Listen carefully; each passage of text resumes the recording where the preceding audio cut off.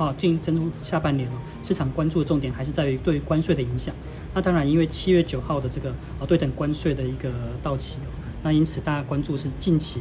美国总统川普陆续针对贸易伙伴的关税税率的订定，但是事实上也开出了一个到8月1号的一个宽限期。那因此到目前为止市场还是比较谨慎，但是也开始这个对于未来还是有开放这个谈判的空间那保持一个比较审慎。但是未来关税税率还是有可能进一步下降这样子的一个空间。那因此呢，在这段时间我们看到说，虽然市场出现了一段的一个波动，但是在亚洲股市的部分来讲的话，那事实上在今天也看到了在这个亚股，那事实上是呈现一个震荡，但是小幅不管是收红或者是小幅这个跌升之后反弹的这样子的一个迹象。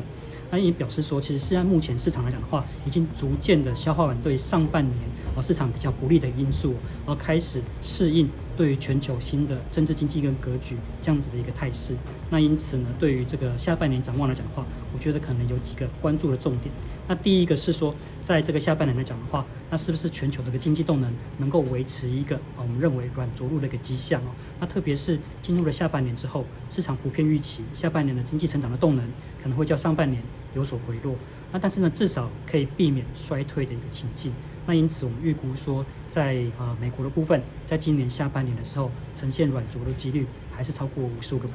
这是第一点。那第二点的话，就是在这个整个一个政策刺激的一个力道的一个部分那我们发现说，多数国家主要的这些央行都采取一个比较偏鸽派的这样子的一个论调跟立场那因此，在未来如果一旦关税的一个冲击逐渐的被市场所消化，那特别是在通膨是属于一个可控的范围的情况之下的话，我们也不排除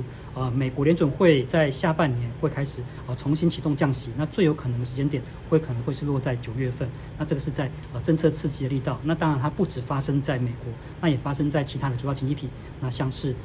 欧洲，那或者是中国的一个部分，也看到了除了货币宽松之外，那会延续一些财政刺激的这样子的一个操作。那第三点就是在于对于全球范围来讲的话，美元呈现一个比较偏弱的格局，我们预期有可能在下半年会有所延续。那当然一方面主要是因为在美国通过了大而美法案之后，未来对于这个债务的发行量的一个增加，那以及关税的一个疑虑那都会使得整体的这样市场持有美元资产，那事实上这样子的一个不确定性还是处于比较高的一个状况。那因此呢，进入下半年的时候，我们预期美元会维持一个比较偏软的格局。未来3到12个月，可能美元指数多数时间可能会持续的往96点这样子的一个方向去呈现一个放缓的一个情况。那但是呢，我们可以留意一下说，根据过往的一个经验，当美元开始走弱的时候，那资金在全球范围里面寻求一个报酬表现的一个机会的时候，那也不排除说投资人可以留意一下，在今年上半年已经有看到